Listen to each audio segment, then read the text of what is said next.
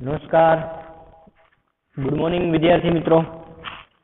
હવે આપણે સ્વાધ્યાયમાં જે આપણે દાખલા ગણતા હતા ચેપ્ટર 4માં, જેમાં આપણે સ્વાધ્યાયના દાખલા નંબર 2 સુધીની ચર્ચા કરેલી હતી. હવે જોઈએ સ્વાધ્યાયમાં દાખલા નંબર 3. તો સ્વાધ્યાયનો ત્રીજો દાખલો જો રકમ વાંચો. શું કીધું છે તમને? સમક્ષિતિજ સમતલમાં રહેલા એક લાંબા સીધા તારમાંથી. તો એક તમને તાર આપેલો હોય, બરોબર. તો જે આપણે ઉદાહરણ 8માં જે તારવાળી થિયરી જે હતી, બરોબર, એ આપણે અહીંયા સૂત્ર વાપરવાનું કે એક લાંબા સીધા તારમાંથી 50 એમ્પિયર જેટલો વિદ્યુત પ્રવાહ ઉત્તરથી દક્ષિણ દિશામાં વહે. તો પહેલા તો આપણે દિશા લઈ લઈએ.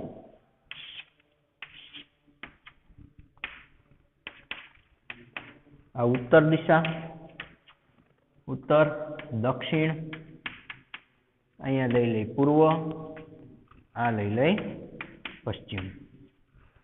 પ્રવાહ કેટલો આપેલો છે આપણને? I બરાબર 50 એમ્પિયર જેટલો પ્રવાહ કઈ દિશામાં વહે છે? ઉત્તરથી દક્ષિણ દિશામાં, એટલે પ્રવાહની દિશા થઈ આ તરફની, બરોબર.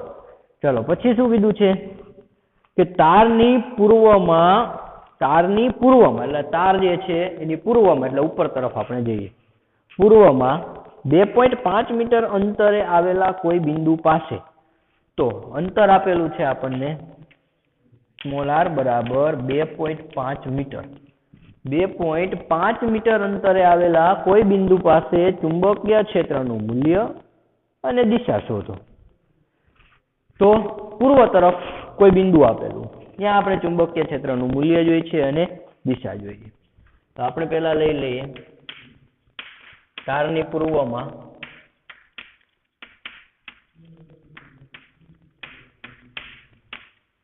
ચુંબકીય ક્ષેત્ર B. હવે જો કોઈ તારના કારણે ઉત્પન્ન થતા ચુંબકીય ક્ષેત્રનું સૂત્ર શું હતું?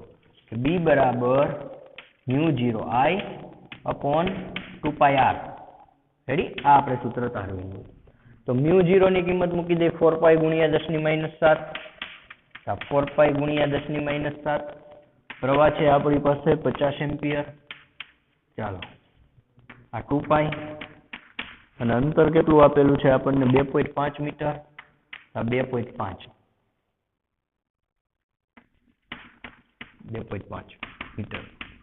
રેડી? તો અહીંયા કેલ્ક્યુલેશન કરશો તો તમને જવાબમાં મળશે 40 ગુણ્યા 10⁻7 ટેસ્લા. શું મળશે? 40 ગુણ્યા 10⁻7. આ ચુંબકીય ક્ષેત્રનું મૂલ્ય. હવે દિશા જોઈએ. તો દિશા માટે જો તમે હથેળીનો નિયમ વાપરી આપો, બરોબર. પ્રવાહ કઈ દિશામાં આવે? જો આ ઉત્તર, સમજો, આ ઉત્તર, આ દક્ષિણ, આ પૂર્વ અને આ પશ્ચિમ. પ્રવાહ છે આમ ઉત્તરથી દક્ષિણમાં જો. તો મેં તમને હથેળીનો નિયમ એક કીધેલો હતો કે જે બાજુ પ્રવાહ જતો એની દિશામાં અંગૂઠો જવા દો. રેડી? તો પ્રવાહની દિશામાં અંગૂઠો જોજો. અહીંયા પૂર્વ આમ છે તો પૂર્વમાં ચુંબકીય ક્ષેત્ર જોઈએ ને આપણે. આ ઉત્તર, આ દક્ષિણ, આ તમારી બાજુ પૂર્વ અને આ પશ્ચિમ. તો પૂર્વ તરફ સ્થાન સદિશ એટલે આંગળીઓ જવા દો. તો આ આંગળીઓ કઈ બાજુ ગઈ? પૂર્વ તરફ. ચુંબકીય ક્ષેત્ર ક્યાં મળશે? હથેળી જે બાજુ જાય એ બાજુ ચુંબકીય ક્ષેત્ર. તો ચુંબકીય ક્ષેત્રની દિશા કઈ તરફ થઈ? કે ઉધ્વ સમતલમાં થઈ. કઈ થઈ? ઉધ્વ સમતલમાં ઉપર તરફ, શિરોલંબ દિશામાં ઉપર તરફ તમે કહી શકો. તો તાર જે છે, બરોબર, કે ચુંબકીય ક્ષેત્રની દિશા, ચુંબકીય ક્ષેત્રની દિશા ઉધ્વ સમતલ, બરોબર, એટલે ઉપર તરફના સમતલ તરફ. ઉધ્વ સમતલમાં, સમતલ એટલે કે શિરોલંબ પણ કહી શકો.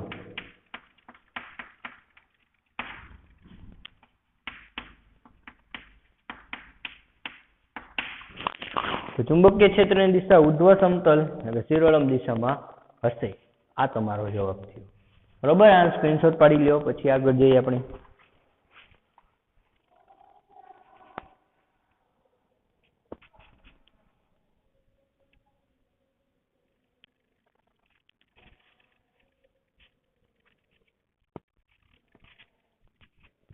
ચાલો હવે આવો નવો દાખલા નંબર 4 જુઓ.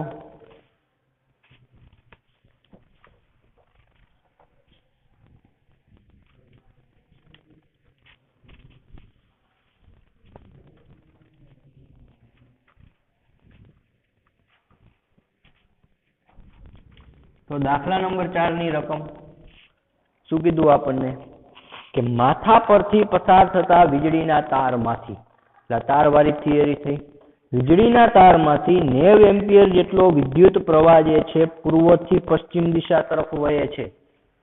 તો પ્રવાહની દિશા કઈ તરફની કીધી છે તમને? પૂર્વથી પશ્ચિમ દિશામાં. રેડી? તો ચાલો આપણે લઈ લઈએ દિશા. ચાલો અહીંયા પૂર્વ રાખો, અહીંયા પશ્ચિમ રાખો. રેડી? અહીંયા આવશે ઉત્તર અને અહીંયા આવશે દક્ષિણ. ઊંધું કરી નાખ્યું, બાકી કાંઈ નથી. તો તારની પ્રવાહની દિશા કઈ તરફ છે? પૂર્વથી પશ્ચિમ તરફ. સમજો. તો શું કીધું છે? માથા પરથી પસાર થતા વીજળીના તારમાંથી 90 એમ્પિયર જેટલો વિદ્યુત પ્રવાહ પૂર્વથી પશ્ચિમ દિશા તરફ વહે છે. તો પ્રવાહ છે I બરાબર 90 એમ્પિયર. I બરાબર 90 એમ્પિયર પ્રવાહ કઈ દિશામાં જાય છે? પૂર્વથી પશ્ચિમમાં. અને આ તારમાંથી 1.5 મીટરના અંતરે, એટલે આ તારથી 1.5. હવે જો તાર આમ વિચારો, તારથી નીચે, માથા ઉપરથી તાર જતો હોય, સમજો બરોબર, નીચેના ભાગમાં, તારના નીચેના ભાગમાં 1.5 મીટર જેટલા અંતરે, R બરાબર 1.5 મીટરના અંતરે કોઈ બિંદુ આવેલું છે. તો ત્યાં ચુંબકીય ક્ષેત્ર અને દિશા. તો જો તાર આમ જાય છે, વિચારો, આ પૂર્વ છે ને આ પશ્ચિમ. તાર આમ છે તમારા માથા ઉપર. પ્રવાહની દિશા પૂર્વથી પશ્ચિમ છે એટલે મેં તાર આમ રાખ્યો. અંગૂઠો એ બાજુ. રેડી? સ્થાન સદિશ જે બાજુ એની આંગળીઓ જવા દેવાની. કઈ? ચારે. તો નીચે જાય ને, નીચે તમારે જોઈએ આ બિંદુએ ચુંબકીય ક્ષેત્ર જોઈએ, સમજો. આંગળીઓ અહીંયા ગઈ. તો હથેળી કઈ બાજુ આવે? મારા બાજુ આવે. જો રેડી? તો મારા બાજુ આવે એટલે એનો મતલબ શું થયું? આ તરફની દિશામાં. આ પૂર્વ છે, આ પશ્ચિમ છે, આ દિશા કઈ છે? દક્ષિણ, અને આ છે ઉત્તર. તો ચુંબકીય ક્ષેત્ર આમ રાખો એટલે કઈ બાજુ જશે? હથેળી આમ જાય ને, તો ચુંબકીય ક્ષેત્રની દિશા દક્ષિણ દિશામાં હશે. હાલ આપણે દિશા તો મળી જાય, મૂલ્ય લઈ લઈ. તો તારના કારણે ઉત્પન્ન થતું ચુંબકીય ક્ષેત્ર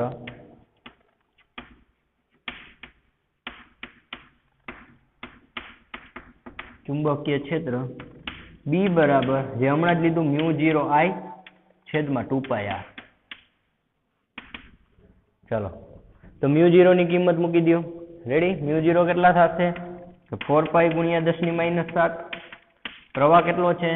90 એમ્પિયર છે, છેદમાં 2π. ઓકે, ત્રિજ્યા કેટલી છે? 1.5 મીટર. પાઈ કેન્સલ, આ 2 કેન્સલ. રેડી? અહીંયા આવશે 45. 9 દુ 18 એટલે 180. 180 ભાગ્યા 1.5 કરશો એટલે તમને ફાઇનલ જવાબ કહું 1.2 ગુણ્યા 10⁻5 ટેસ્લા. 1.2 ગુણ્યા 10⁻5 ટેસ્લા. આ ચુંબકીય ક્ષેત્રનું મૂલ્ય થઈ ગયું. ચુંબકીય ક્ષેત્ર કઈ તરફ હશે? આ પૂર્વ છે, આ પશ્ચિમ છે. નીચે તરફ તમારે જો તમને એમ કીધું નીચેના કોઈ બિંદુએ, તો આંગળીઓ નીચે જવા દેવાની. હથેળી જે બાજુ જાય ની બાજુ ચુંબકીય ક્ષેત્ર હશે, તો દક્ષિણ દિશામાં ચુંબકીય ક્ષેત્ર હશે. ધારો કે તમને એમ કે ઉપર તરફ કોઈ બિંદુ આપેલું હોય, આ તારથી ઉપર કોઈ બિંદુ કે, તો અંગૂઠો તો પ્રવાહની દિશામાં. ધારો કે ઉપરનું બિંદુ એટલે આંગળીઓ ઉપર જવા દેવાય. તો હથેળી કઈ બાજુ આવી? આ તરફ. તો આ તરફ આપણી કઈ દિશા છે? ઉત્તર દિશા.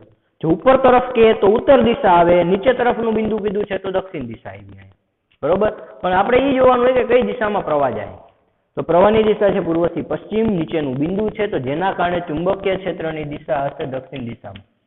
અહીં ચુંબકીય ક્ષેત્ર દક્ષિણ દિશામાં હશે.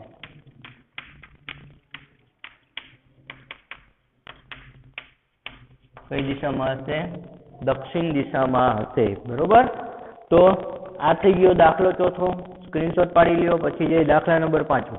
એક કામ કરીએ, જો દાખલો નંબર 5 નાનો હોય તો આપણે અહીંયા ગણી લઈ, પછી આગળ આવી. તો દાખલો 5 શું કીધું છે આપણને? 0.15 ટેસ્લાના નિયમિત ચુંબકીય ક્ષેત્ર સાથે શું શું આપેલું હોય? જુઓ કે ચુંબકીય ક્ષેત્ર આપેલું છે તમને B બરાબર 0.15 ટેસ્લા. તો 0.15 ટેસ્લાના ચુંબકીય ક્ષેત્ર સાથે 30 ડિગ્રીનો કોણ બનાવતી દિશામાં રહેલા, તો પહેલા તો થીટા બરાબર કેટલો થયો 30 ડિગ્રીનો કોણ, તો 30 ડિગ્રીના કોણ બનાવતી દિશામાં રહેલા તારમાંથી 8 એમ્પિયર વિદ્યુત પ્રવાહ વહે છે. તો વિદ્યુત પ્રવાહ કેટલો આપેલો છે તમને, I બરાબર 8 એમ્પિયર. આ બધાય દાખલા 2 માર્કમાં પૂછાય. 8 એમ્પિયર જેટલો વિદ્યુત પ્રવાહ વહે. તો આ તાર પર લાગતા ચુંબકીય બળનું મૂલ્ય શોધો. તો તાર પર લાગતું, તારમાંથી જો I જેટલો પ્રવાહ પસાર થાય છે, તો I જેટલો પ્રવાહ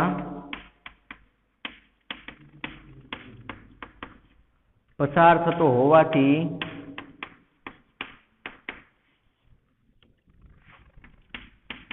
રકમમાં શું કીધું છે કે તાર પર લાગતા ચુંબકીય બળનું સૂત્ર, તાર પર લાગતું ચુંબકીય બળ સૂત્ર હતું આપણી પાસે F બરાબર ILB sin થીટા. હવે જો તમને લંબાઈ નથી આપી, એને લંબાઈ નથી આપી, આનો મતલબ શું થયો કે એકમ લંબાઈ દીઠ લાગતું બળ તમારે મેળવવું પડશે. અહીંયા આપણે લઈ લઈએ F/L. Ready? Hello, I B sin theta એટલે કેટલાનો થયો 30 નો. તો આને હું સ્મોલ f નામ આપી દઉં. પ્રવાહ કેટલો છે 8 એમ્પિયર, ચુંબકીય ક્ષેત્ર કેટલું છે 0.15 ટેસ્લા, sin 30 ની વેલ્યુ શું થાય 1/2, એટલે આથી આ 4 ગુણ્યા 0.15 કરો એટલે જવાબમાં મળશે 0.6. આ તમારો જવાબ આવ્યો 0.6 ન્યૂટન પ્રતિ મીટર. આપણે એકમ લંબાઈ દીઠ તાર પર લાગતું બળ મેળવ્યું, 0.6 ન્યૂટન પ્રતિ મીટર આપણો જવાબ. બરોબર? તો અહીંયા સુધીનું સ્ક્રીનશોટ પાડી લ્યો.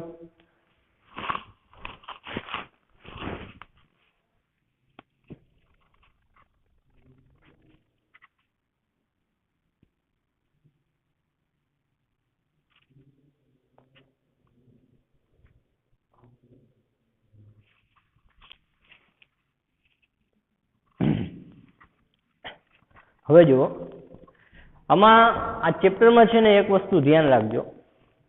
તમે જો દાખલા બધાય જુઓ, એને સ્વાધ્યાયના જેટલા આપણે દાખલા ગણશું ને બધાય દાખલામાં સૂત્રમાં કિંમત જ મૂકવાની. એકય દાખલો રહ્યો ને બહુ અતિશય મોટો તમને જોવા નહીં મળે અને બહુ એવો અઘરો જોવા નહીં મળે. બરોબર? એટલે આ ચેપ્ટરમાં છે ને મેક્સિમમ દાખલા તો બધાને આવડવા જ જોઈએ, બધાય દાખલા તો આવડવા જ જોઈએ તમને, જો માર્ક કવર કરવા હોય ને તમારે. બરોબર? મેક્સિમમ માર્ક ફિઝિક્સમાં લેવા હોય તો આ બધા જે ચેપ્ટર જે છે, ચોથું ચેપ્ટર, પાંચમું ચેપ્ટર એવું છે. બરોબર? જેમાં દાખલા બહુ ઓછા છે, કટ કરી નાખ્યા છે. તો આ ચોથું, પાંચમું, બરોબર, આ બધામાંથી ને તમારે માર્ક કવર કરવાના થાય દાખલામાંથી ઝાઝા એવા. કેમ કે ચોથા ચેપ્ટરની થિયરી બધી આમ સહેલી છે, પણ તમે કન્ફ્યુઝન કરી આપો, એકનો જવાબ બીજામાં તમે લખી આપો એવું બની આપે, પણ એવું થવું ન જોઈએ. ચોથા ચેપ્ટરમાં તમને બધા સૂત્ર આવડવા જોઈએ. જેટલા બધા સૂત્ર આવડશે ને, જો આ કાંઈ નથી, આ બળનું સૂત્ર, આ તારનું સૂત્ર છે. બરોબર? તારના કારણે રકમ ઉપરથી પકડવું જોઈએ કે શું આપ્યું. પછી આગળનો દાખલો ગણ્યો એ તારવાળો જ હતો. તો તારનું સૂત્ર ખબર હોય કે તારમાં I જેટલો પ્રવાહ પસાર થાય તો કેટલું ચુંબકીય ક્ષેત્ર હોય, તો સૂત્રમાં કિંમત જ મૂકવા. અહીંયા પણ એ જ પ્રમાણે બળનું સૂત્ર છે. બરોબર? હવે વિદ્યુત ભાર આપેલો હોય, ધારો કે વેગ આપેલો હોય, ચુંબકીય ક્ષેત્ર આપેલું, તો બળનું સૂત્ર કયું છે તો કે F બરાબર Q કાઉન્સમાં V ક્રોસ B. તો એ બળ અહીંયા વાપરવું પડે. અહીંયા જુઓ તમને ખૂણો આપેલો છે, ચુંબકીય ક્ષેત્રમાં પ્રવાહ આપ્યું હોય તો આ સૂત્ર આપણે વાપર્યું. તો આટલી વસ્તુ તમને આ બધી ખબર હોય ને કે ક્યારેક કયું સૂત્ર વાપરવું, તો તમે આ બધા દાખલા ઇઝીલી ગણી આપો. કાંઈ નથી આ ચેપ્ટરના દાખલામાં. બરોબર? સાવ વહેલા દાખલા એ બધા. એટલે કહેવાનો મારો મતલબ એ છે કે તમે આવા બધા ઉપર એને વધારે ભાર દેજો. બરોબર? કેમ કે છેલ્લે બાકી એમસીક્યુમાં તો કામ આવશે આવશે ને આવશે. એમસીક્યુ હશે જ ચેપ્ટરના. દાખલો આવો ન પૂછે તો કાંઈ નહીં ને, પણ આવો એમસીક્યુ તો તમને જોવા મળશે. બરોબર? તો બધાય સૂત્ર આપણને બધાય ખબર હોવી જોઈએ. 4-5 સૂત્રનો જ યુઝ થાય છે મોટા ભાગે દાખલામાં ને એમસીક્યુ, જે આપણે ગણશું જોઈજો તમે. બરોબર? એટલે મેક્સિમમ માર્ક હવે કવર કરી લેજો. અને તમને મેં ગ્રુપમાં આપણે ફિઝિક્સનું પેપર જે છે, મોડેલ પેપર, એ આપણે મૂક્યું. બરોબર? બધાએ ગ્રુપમાં જોયેલું જ હશે. તો એમાં જો 2 માર્કના ટોટલ પ્રશ્ન જે છે 12 પ્રશ્ન હશે 2 માર્કના.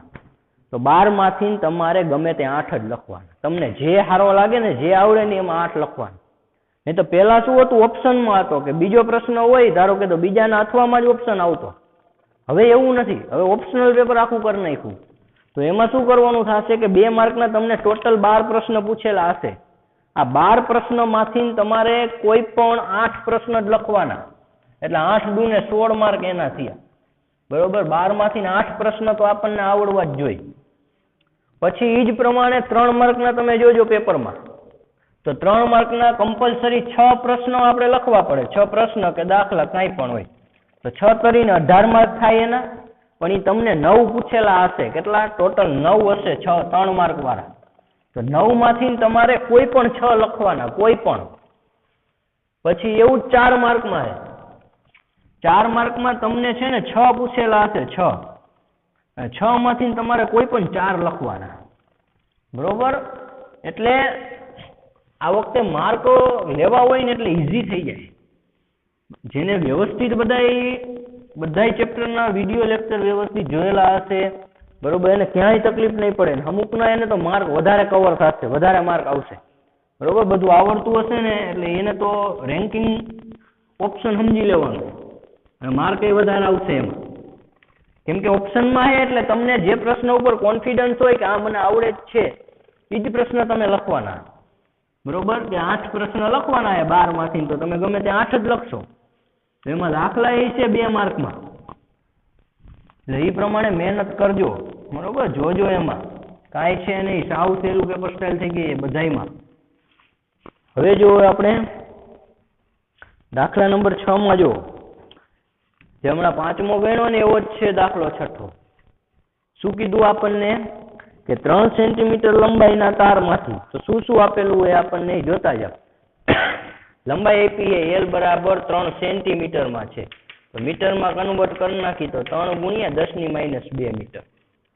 ચાલો, પછી શું કીધું છે આપણને, લંબાઈના તારમાંથી 10 એમ્પિયર જેટલો વિદ્યુત પ્રવાહ પસાર થાય. વિદ્યુત પ્રવાહ લઈ લ્યો I બરાબર કેટલો કીધો છે તમને? 10 એમ્પિયર જેટલો વિદ્યુત પ્રવાહ કીધેલો છે. તો 10 એમ્પિયર જેટલો વિદ્યુત પ્રવાહ એમાંથી પસાર થાય, જેને એક સોલેનોઇડમાં તેની અક્ષને લંબ રૂપે મૂકેલો. તો સોલેનોઇડની અક્ષને લંબ રૂપે આ તમે તાર મૂકેલો. તો પેલા વસ્તુ આપણને ખબર હોવી જોઈએ કે સોલેનોઇડ જે છે, સોલેનોઇડમાં ચુંબકીય ક્ષેત્ર જે ઉત્પન્ન થાય ને અક્ષને સમાંતર થાય. તો ચુંબકીય ક્ષેત્ર આ તરફ થાય અને તાર મૂક્યો તમે આમ, આ તાર હે, તારમાંથી પ્રવાહ પસાર થાય છે આમ. તો જો ચુંબકીય ક્ષેત્ર અને પ્રવાહ વચ્ચેનો એંગલ π/2 નો થયો હે ને, આવી રીતે બનશે. હવે શું કીધું એમ કે અક્ષને લંબ રૂપે આ તારને મૂકેલો. તો સોલેનોઇડની અંદર ચુંબકીય ક્ષેત્ર તમને આપેલું છે 0.27 ટેસ્લા. તો ચુંબકીય ક્ષેત્રનું મૂલ્ય છે તમારી પાસે 0.27 ટેસ્લા. હવે જો તાર જે છે ચુંબકીય ક્ષેત્રને લંબ મૂકેલો છે એટલે θ બરાબર કેટલો થયો? 19 ડિગ્રી થયો. એ અહીંયાથી ખબર પડે, કારણ કે સોલેનોઇડની અક્ષને સમાંતર ચુંબકીય ક્ષેત્ર ઉત્પન્ન થતું હોય એ જ દિશામાં, જે આપણે થિયરીમાં જોઈ ગયા. તાર એને લંબ રૂપે મૂક્યો એટલે આઈડીએલ સદિશ ઉપર તરફ ગયા, ચુંબકીય ક્ષેત્ર આમ ગયું, બે વચ્ચેનો એંગલ π/2 નો થયો. હવે શું કીધું છે, તો તાર ઉપર કેટલું ચુંબકીય બળ લાગશે? તો તાર ઉપર લાગતું ચુંબકીય બળ, હવે કયું સૂત્ર વાપરશું? જો લંબાઈ છે, પ્રવાહ છે, ચુંબકીય ક્ષેત્ર થીટા છે, તો F બરાબર ILB sin θ. તો તાર પર લાગતું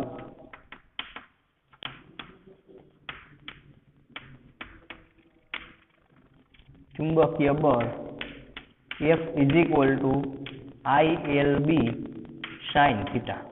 હવે અહીંયા લંબાઈ આપેલી છે, આગળનામાં લંબાઈ નહોતી આપી એટલે એકમ લંબાઈ દીઠ લાગતું બળ મેળવ્યું હતું આપણે.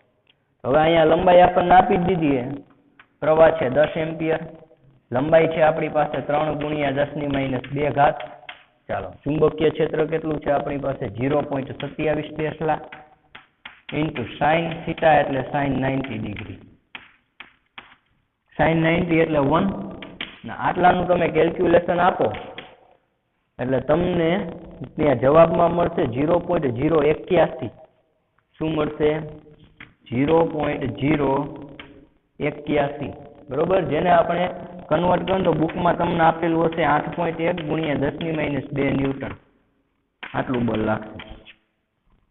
રેડી? 8.1 ગુણ્યા 10⁻2 ન્યૂટન જેટલું બળ અહીંયા લાગશે. આ જે થઈ ગયો દાખલા નંબર 6.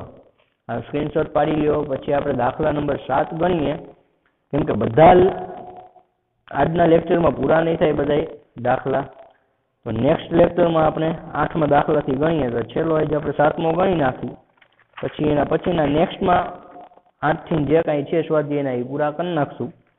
બરોબર? એવું કરીએ એટલે 2 પાટાના પાડીએ. ભલે ગમે એટલી મિનિટ થઈ હોય, વાંધો નહીં, મોટો નો વિડીયો થાય તો.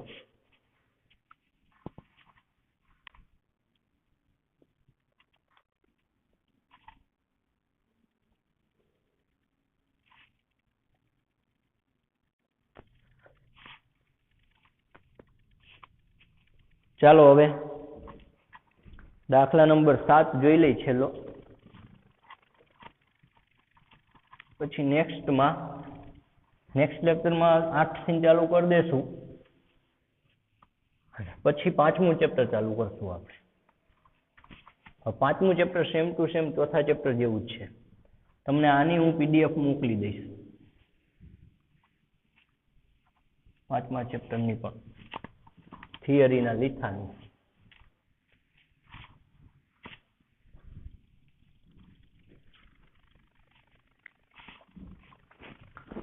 હવે દાખલા નંબર 7 જુઓ. શું ચર્ચા કરી એમાં આપણને કે 4 સેન્ટીમીટર અંતરે રહેલા 2 લાંબા, સીધા અને સમાંતર તારો. તો યાદ કરો, એકબીજાથી સમાંતર રહેલા 2 તારો વચ્ચે લાગતું બળનું આપણે સૂત્ર મેળવેલું હતું કે આ 2 તાર જે છે, બંને તારો એકબીજાથી સમાંતર છે. બંને તારો જે છે એકબીજાથી સમાન અંતરે આવેલા. આ થિયરી આપણે જોયેલી હતી. એમાંથી કઈ કોઈ એક દિશામાં પ્રવાહ પસાર થતો હતો, હે ને? તો એ થયું જો 4 સેન્ટીમીટર અંતરે રહેલા 2 લાંબા, સીધા અને સમાંતર તારો. તો 2 તાર વચ્ચેનું અંતર તમને આપેલું છે d જેટલું. તો d બરાબર કેટલા કીધા છે આપણને? 4 સેન્ટીમીટર કીધા છે ને? Okay, 4 centimetre. તો મીટરમાં ફેરવીએ તો 4 ગુણ્યા 10⁻2 મીટર જેટલું 2 તાર વચ્ચેનું અંતર થઈ ગયું. પછી શું કીધું આપણને? જો રકમમાં 2 લાંબા, સીધા અને સમાંતર તાર A અને B માંથી 8 એમ્પિયર અને 5 એમ્પિયર વિદ્યુત પ્રવાહ એક જ દિશામાં જાય છે. તો આ તારને A નામ આપી દઈ, આ તારને B નામ આપી દઈ, આ પ્રવાહને IA નામ આપી દઈ, આ પ્રવાહને IB નામ આપી. IA કેટલો કીધો છે તમને? 8 એમ્પિયર. IB કેટલો કીધો છે આપણને? 5 એમ્પિયર. ચાલો, 2 પ્રવાહ એક જ દિશામાં પસાર થાય છે. તો તારના 10 સેન્ટીમીટર, તાર A ના 10 સેન્ટીમીટર લંબાઈના વિભાગ પર, તો તાર A ઉપર એક નાનો એવો આપણે ખંડ લઈ લઈએ, આ વિભાગ, જેને આપણે L નામ આપેલું હતું. L જેટલો ખંડ હું લઈ લઉં. L બરાબર કેટલું? લંબાઈ આપેલી છે આપણને 10 સેન્ટીમીટર. તો 10 સેન્ટીમીટર એટલે આ થયું 0.1 મીટર થશે ને? ચાલો, તો આ L જેટલા ખંડ પર લાગતું ચુંબકીય બળ, એટલે લાગતું બળ મેળવવાનું. તો હવે ચુંબકીય બળ મેળવવાનું થયું ને આપણે, તો બળનું સૂત્ર હતું જો IA એટલે કે μ0 IA IB. જોવો બુકમાં, μ0 IA IB ઇન્ટુ L છેદમાં 2πd. રેડી? તો તાર A પર લાગતું બળ, તાર A પર L જેટલી લંબાઈના ખંડ પર લાગતું બળ કોણ લગાડે? તાર B લગાડે હો. તો બળનું સૂત્ર આપણે તારવેલું હતું μ0 IA IB, એટલે અહીંયા આપણે કેપિટલ લીધા, capital IA IB into L છેદમાં 2π અને 2 તાર વચ્ચેનું અંતર D. આ સૂત્ર થયું. મૂકી દો બધાની કિંમત. તો F બરાબર μ0 એટલે શું થશે? તો કે 4π ગુણ્યા 10⁻7. IA કેટલો છે? 8 એમ્પિયર. IB કેટલો છે 5 એમ્પિયર, લંબાઈ કેટલી કીધી છે 10 સેન્ટીમીટર એટલે 0.1 મીટર. ચાલો ડિવાઈડ બાય 2, આ પાઈ એમના એમ રાખો એટલે પાઈ પાઈ ઉડી જશે. અંતર કેટલું છે 4 ગુણ્યા 10 - 2 મીટર. તો આ પાઈ પાઈ કેન્સલ થશે, આ 4 4 કેન્સલ થશે, બરોબર. અહીંયા 8 છે એટલે અહીંયા થઈ જશે 4 4 ને અહીંયા 5 એટલે 5 ચોક ને 20, 20 ને ઉપર એક પોઈન્ટ છે એટલે 10 - 3 નીચે, એ ઉપર જાય એટલે 10 - 4, બરોબર. એટલે જવાબમાં તમને છેલ્લે મળશે 2 ગુણ્યા 10 - 5, 2 ગુણ્યા 10 - 5 ન્યૂટન. એકમ લંબાઈ જે કીધું એટલા તાર તો ડિવાઈડ બાય એમ પણ લઈ આપો, ન્યૂટન પ્રતિ મીટર જેટલું. એલ જેટલી લંબાઈ ઉપર કીધું હે તો ન્યૂટન પ્રતિ મીટર, એ લંબાઈ જેટલા ખંડ ઉપર લાગતું. બસ રેડી. તો આ જે થઈ ગયો દાખલા નંબર 7. હવે તમને દિશા મેળવવાની કીધી છે. ઓકે, દિશા નથી કીધી, પણ જો તમને એમ કહે ને કે તાર ઉપર કઈ દિશામાં બળ લાગે, તો જો બંને સમાન મૂલ્યના છે તો તાર A ઉપર તાર B કઈ બાજુ બળ લગાડશે? B તરફની દિશા હશે. હો, કેમ કે તાર B તાર A ને આકર્ષે તો દિશા કે ને આની દિશા કઈ તરફ થાય? B તરફની. એટલે તાર B તરફની દિશામાં આકર્ષી પ્રકારનું બળ લાગે. જો બંને પ્રવાહ એક જ દિશામાં હોય તો આકર્ષી પ્રકારનું બળ લાગે, અને જો બંને પ્રવાહ વિરુદ્ધ દિશામાં હોય તો અપાકર્ષી પ્રકારનું બળ લાગે. બરોબર, આપણે આ શીખી ગયા હતા. તો આની દિશા જો ક્યાંય પૂછાય તો B તરફની. રેડી.